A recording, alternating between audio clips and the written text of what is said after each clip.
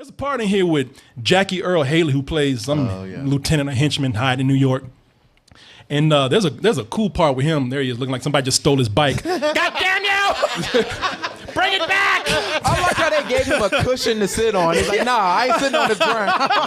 Yeah, he found the softest piece of debris down there. I'm just gonna sit here and wait. I'm gonna tell my mom.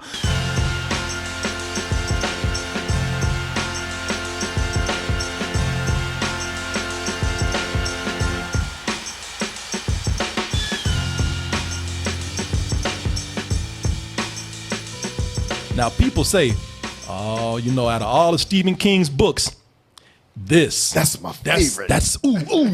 This is his magnum opus right here. A sprawling 8 books to tell the story of the gunslinger. This started back in 1982, ended around 2012. And they've been trying to bring this to the screen for years. Mm-hmm. I mean, it's and they've had some big names attached to it. They had J.J. Abrams. He couldn't get it to the screen. They tried to, Ron Howard, Opie tried to get this to the screen. He even said, man, I got power in Hollywood. I love this book so much, I'm going to put the shit in the theaters and I'm going to make a television series at the same time. Now tell me to fuck off. Fuck off. And he couldn't do it, couldn't pull it. He's producer on this. He's producer, but he's not director. Oh. And he couldn't do what he wanted to do. Does he narrate it? Han Solo? Yeah. Does he narrate it like Arrested Development? Yeah. And they said, who is the director that can actually do what no other director? Who's the one with the power to do that? Me. This guy right here. Derp. Yeah. Nikolaj Arcel. Who? He's done. I mean, if I even named the movies that he did, you probably wouldn't recognize him. And not to say that he did anything bad. He's recognized for doing some good work. What? But he's from, I don't know. But IMDb could tell you that's what it's for. It's so good you've never even heard of it. That good. But he's from Denmark. And he said, I love the reason why. Sure, maybe I don't have the power as those other directors, but I'm the perfect guy for this because as I was coming up, I kind of got my grasp of the English language, got better at speaking English by reading the Gunslinger books. So he's like, man, I know this shit. Give it to me. That's one of those lies you tell in a job interview. That's not true at all. Sounds like you should have adapted Hooked on Phonics. Yeah. So why do you think you should? I know. That's just a shitty reason to make a movie. I was learning to read English when I read these books. I'm the perfect person to adapt this. No, you're not. I know. That'd be like me trying to adapt like a book written in French. People would be like, fuck you, don't do that. I know. It'd be funny. They asked him too. They said, so what makes you qualified to direct this movie? Me learn English good. From the King Stephen. but well, you're hired. Go ahead.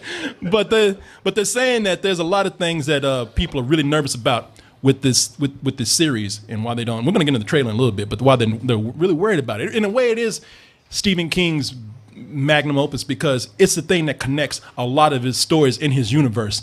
If anybody knows Stephen King and have read several of his books, you know that some of his horror films like It and The Mist are connected to the Dark Tower, you know, the thing that holds all dimensions at bay. That's where a lot of these demons and evil spirits come from. Even some of his fantasy and sci-fi books, or sci-fi fantasy, are connected to the Dark Tower and the Gunslinger series. Eyes of the Dragon, his fantasy book, even the time travel science fiction book, 11/22/63. That's connected? That's the kids from It. No, Chris Herman told me this, so I'm going to believe him. Okay. But he said some of the kids from It who were growing up here in 11/22/63. That's where somebody goes back in time to prevent the assassination of John F. Kennedy. I thought you were going to say they killed JFK. We had to go kill JFK. He has to stop himself from killing JFK. Yeah. So they're saying, man, you cannot mess this up. Please don't. So a lot of people are really praying that this movie will be good, even though they've kind of given up hope because there's been so many rumors saying that this production was a mess. They've had some executives go in and try to fix this in the editing bay. So many things are going on. But just a few people are hanging in there. Still got hope. And it's never a good sign. The reason why this is going to go fast because it's never a good sign when they don't give you any clips. I mean, it really does feel like they're trying to bury this. Okay. I have no clips, just a trailer. Let's go ahead and take a look at The Gunslinger, based on Stephen King's epic classic, and then we'll give you our quick review. They're just streams. They're not real, Jake.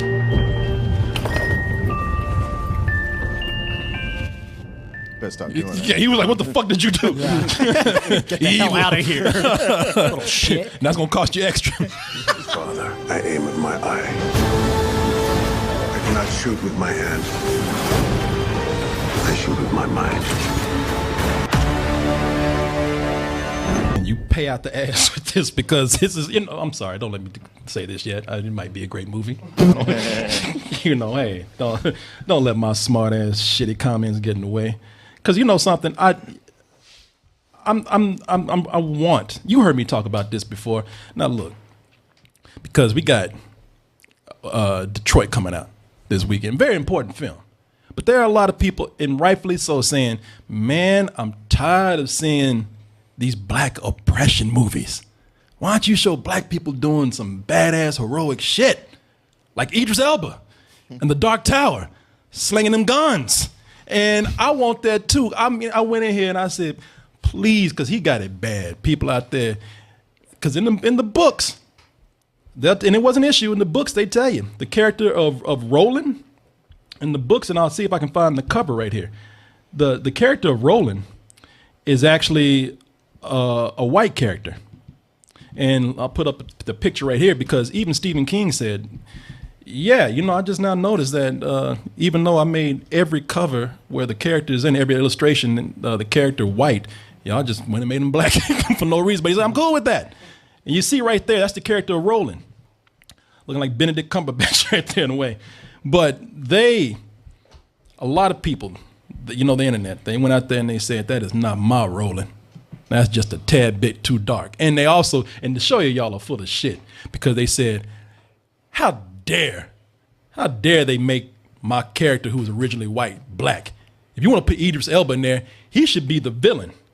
And I'm saying, you're talking about the villain that was originally white in the novel, right there. Because people thought he should reverse roles. Matthew McConaughey, the Man in Black.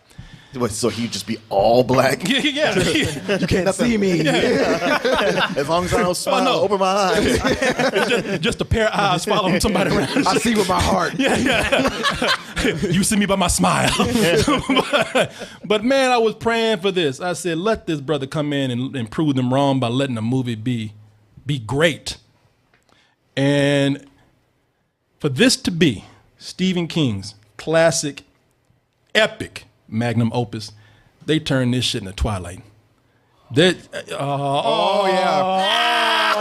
Just heard 100 hearts break. I hate to do it to you, brother, because I saw you back there when the gunslinger was talking about, I shoot with my heart. My man up back there, Solar, he was just like, fuck yeah. Just like the books, yeah. He shoots with his heart, yeah. I feel it in my ass, yeah. I hate to break it to you, brother. I wanted this to be good too. Well, not Twilight in so much as there's a sappy romance, but they did turn it into a YA novel. Mm-hmm. It feels like any of those, and when I say Twilight, Martin is right. I'm being an asshole again. I'm just getting a reaction. It's not, some sappy vampire shit, nothing like that. No big romance. It feels more like those dystopian future YA movies. You know what it felt like the most to me? You remember that Jackie Chan Jet Li movie, was it Forbidden Kingdom or something like that? That's what this is.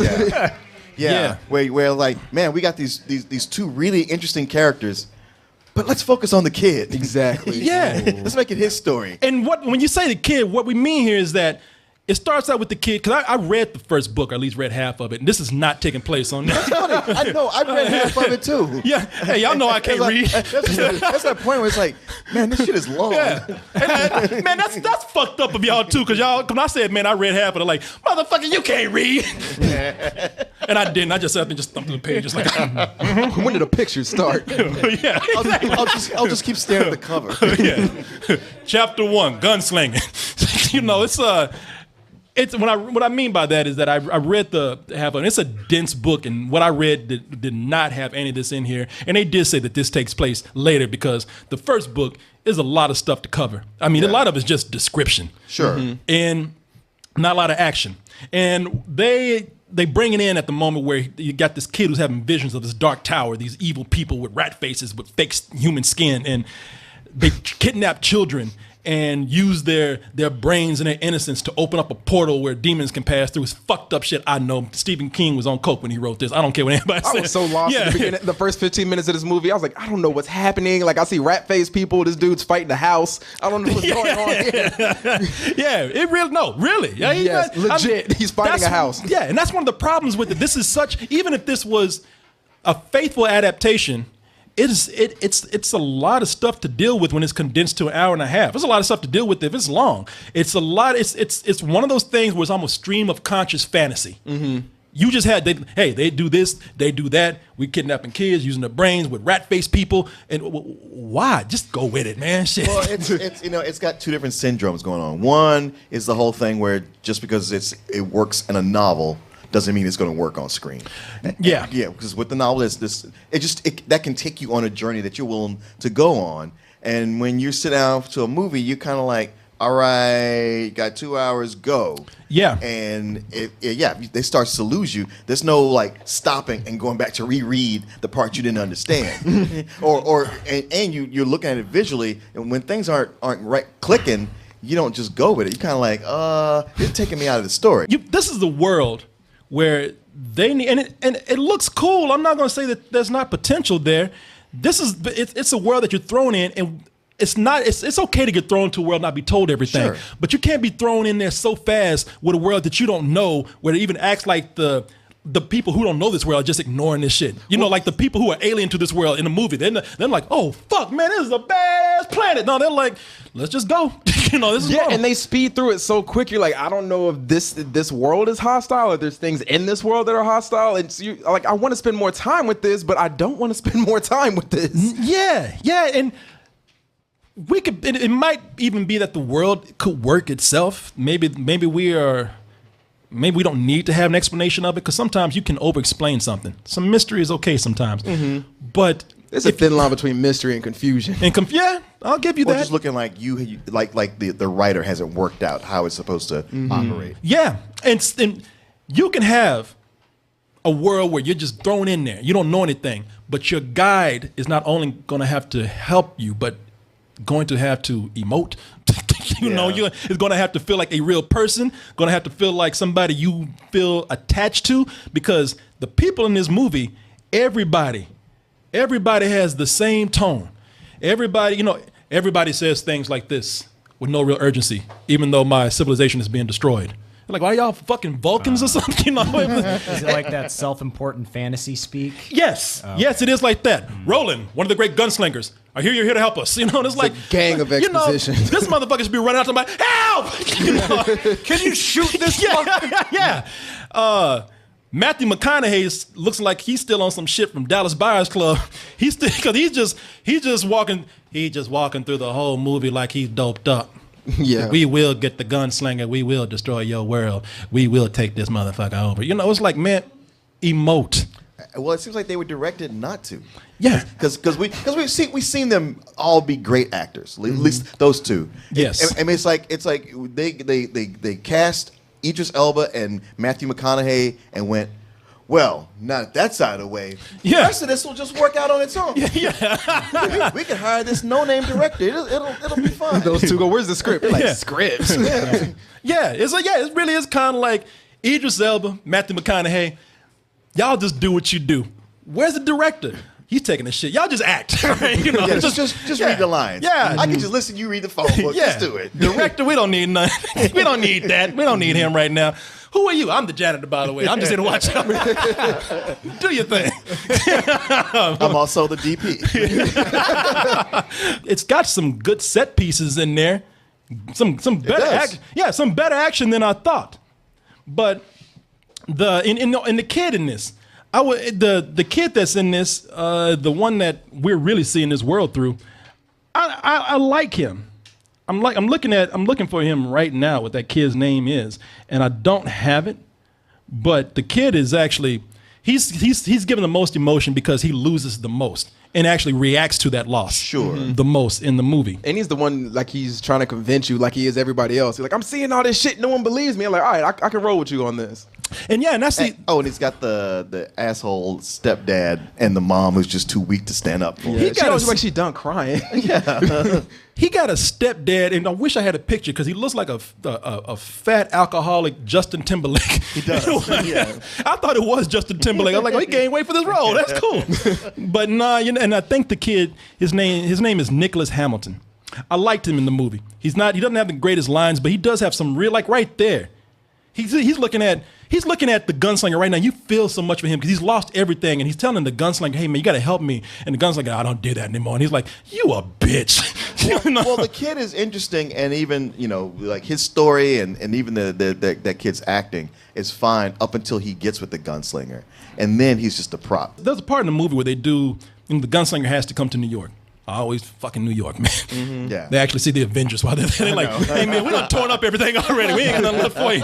Matthew McConaughey, all right. But they go to New York. Of course, we've seen this before. It looks like Ghostbusters near the end of the movie when the ghosts are taking over. Oh. And and it depends on how you either get tired of this or you're okay with it because you're not getting enough of it in the movie. Mm-hmm. It turns into a fish out of water story. Right. He's at the hospital. He's at other places, and he's looking at things. Oh, there's a hot dog. Good. What is this great food you have here? Wonder Woman already did that. Yeah, Wonder Woman did it. Thor did it. Shit, everybody done it. Hell, I've done it walking around Austin drunk off my ass. What place is this? It's your condo. Yeah. Huh? Who is this foreign woman in my house? Your fucking wife.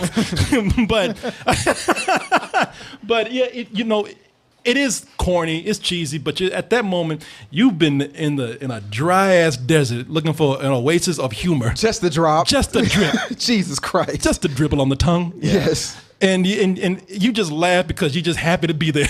Just being in the desert with these people. Just more time getting to know that and what their situation is. Or when they get to New York, more time with Idris Elba here, learning how our world works and how he can use that for what he has to do. But it's moving too quickly. The fact that he's right here with his father, played by the Allstate guy.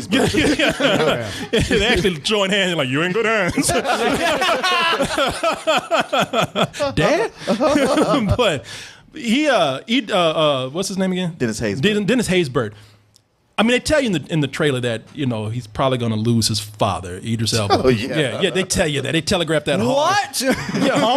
And you should feel this real loss, especially when he has to get the boy later, whose name is Lucas. When he has to get the boy later, there should be a bonding because he lost his father, right? Mm-hmm. And then he lost, and then the gunslinger lost his father. They had a great moment for some bonding through a similar experience. You don't feel nothing. Not at all. Like when Idris Elba, I mean, he complains about it. My father's dead. Give me some more soup. It's like they don't really make you feel anything for that. Yeah, and they do it a lot, and they have the nerve to do it a lot. They're like, oh, you should feel for these people because there's a lot of death. And I was like, I don't know these people. I can't feel anything for them. Yeah, that is true, man. And y'all knew Matthew McConaughey was walking around. You should have been scared already. Yeah, yeah, exactly.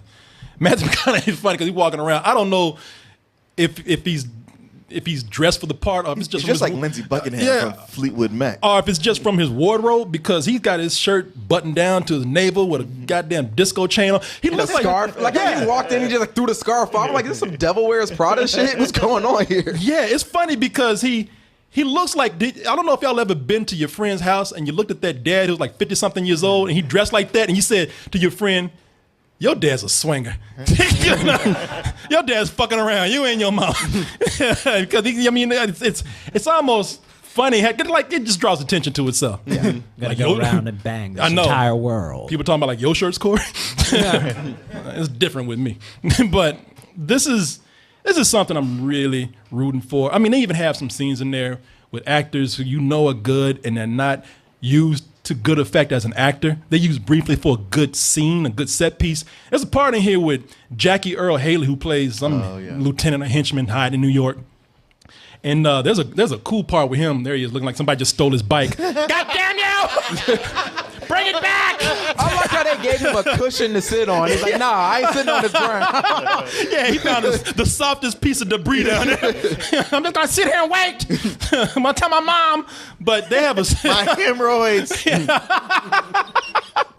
but they have a scene in there with him where it's the action scene with him and Idris Elba, and it's a fun action scene. But it lasts it's too short, and by that point, Jackie Earl Haley, we don't know nothing about him. Right. Yeah. All his biggest line in the movie was like, "I'm here to serve you, sir. Whatever you need, sir." And it's like, man, if you're gonna have an actor of that caliber, give him something to do. Mm-hmm.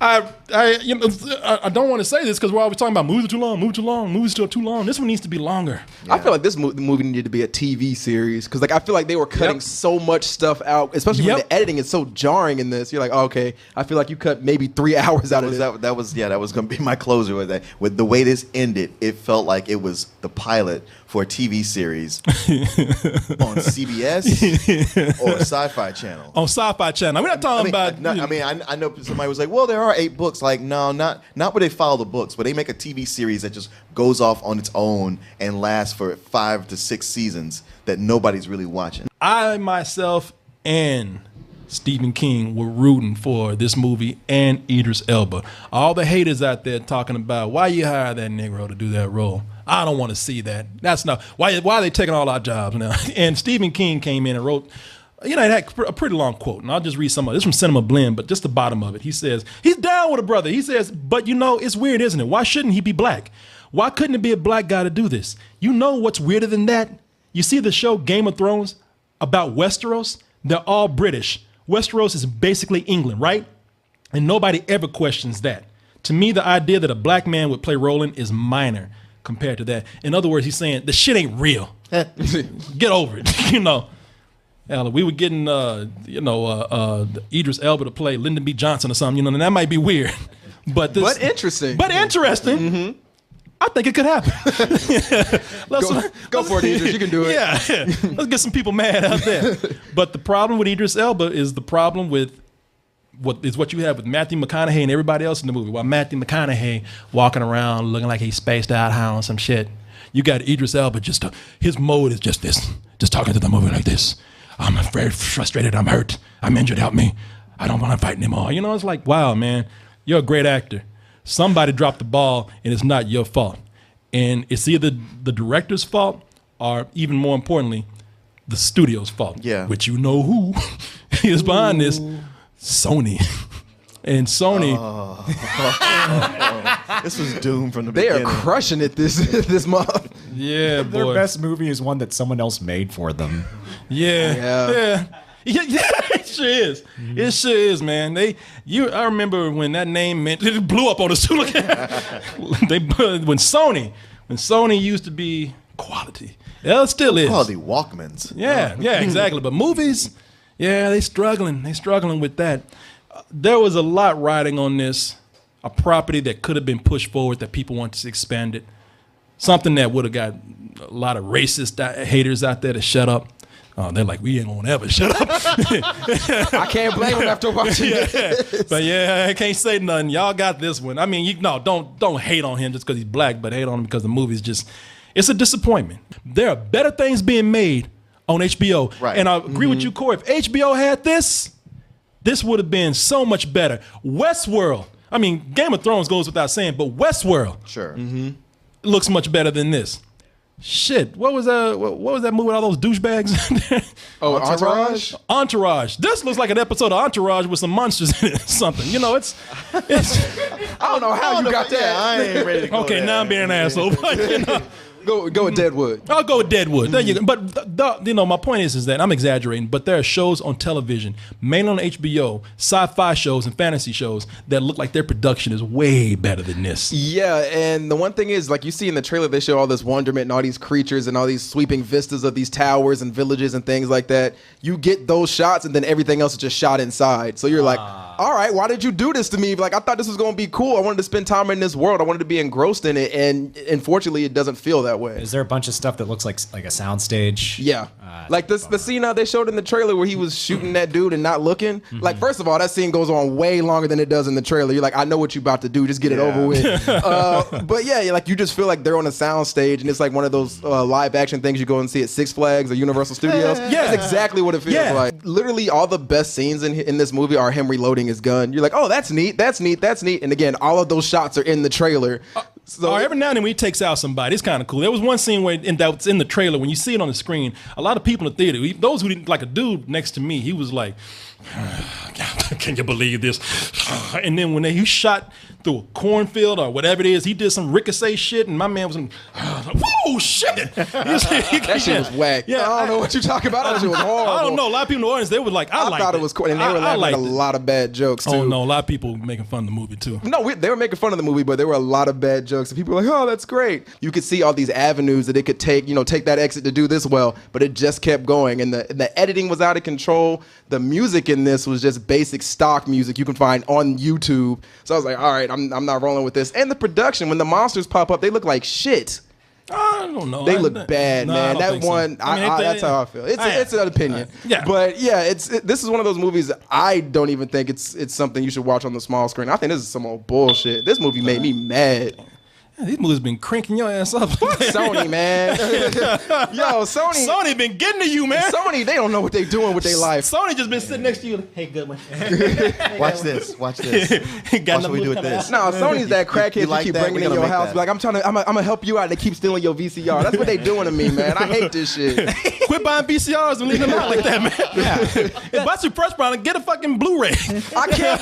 They gonna steal it. Sounds like this is on you. Sounds like this is your fault. I don't know. We'll ask Martin. If you don't know anything about the Gunslinger and you are a young adult, hey, here's a movie you can go see and probably enjoy and maybe get a kick out of. Yeah. But if you're a fan, I'd say stay far away from it. Oh, this is gonna hurt your feelings. Yeah, it'll looking Solar back to Solar, man. Solar looking at me like he wants to whoop my ass for this. I didn't make this movie. And Stephen King liked it, but you got to remember that Stephen King also, he's been fucked over a lot. Stephen King at this point, he just don't give a fuck. Yeah, I'm sure at this point he's like, what do I gain by caring? Yeah, he got money. He's like, he couldn't even make a good movie of his books. Yeah, you just give him my check. Yeah, it's good. Shit. Add an extra zero, and I'll tell everybody it's good. What's your rating, man? A high rental. High rental, yeah, I'm kind of there with you. Just like I said, I've seen a lot worse. And it can be entertaining. It felt like a TV show. Yeah, it can be on fun. TV. Okay, what's the next episode? Yeah, HBO needs to go up to Sony next. Give us that shit. We just gave away Spider-Man. I don't care. Give us the. You don't. I'm waiting for them to come out with another good movie. I don't know when it's gonna happen. What's up next? I don't know. I think like Sony's business model is to make movies that other studios want to adapt. So they just try to buy the rights from them. I think that's how they turn a profit. Have you ever seen the? I don't know if I put this is why you can't trust Stephen King. Stephen King can't even direct his own shit. Exactly. Have you seen it? Because I played this before, but I don't know if everybody's seen this. Have you seen the trailer for Maximum Overdrive? I'm gonna scare that. Oh shit! You've never seen this? Fresh meat. Let me show you this. This is Stephen King talking about no one gets Stephen King done right. But Stephen King, no, you fucked it up too. And no one gets Stephen King right. And the funny thing is that he'll admit, he's like, man, you can look at that trailer and tell I was coked up trying to direct this movie. He said I woke up on coke. He's like, I don't know, I did coke in my sleep. This and you can see it. A lot of people say he has funny eyes. No, notice today his eyes. If you look at Stephen King today, like his eyes are all right, man. Yeah, he looks like a normal person. He looks like a normal person. Back then, he looked like a mutant. He was so coked up, he was cross-eyed. Yeah, like a Beavis and Butthead character. Yeah. Let's see if I can find this trailer right here. A lot of people have directed Stephen King novels and stories. And I finally decided if you want something done right, you ought to do it. He's so high, he's out of sync with himself. Yeah. Just like mouthing certain words. I'm going to scare the hell out of you. Where was he pointing? I'll get you. It looks like his eyes are crossed. So I'll get you. He's cross. He got a case of the coke eyes. So Stephen King is the worst authority on Stephen King is Stephen King. Yeah. Yeah. So If Man, you that's like that video that those guys who made Ghost Rider 2 made, and the ones with the Alien versus Predator. Don't you diss Ghost Rider Spirit of Vengeance. That's a fantastic movie. Oh my God! They talk so much shit about how no, we're gonna turn this out. You'll see. They sit there watching it like this is worse than the first one. I didn't think you could do that. yeah, Corey defending that movie. Corey's like, I'm gonna scare the hell out of you.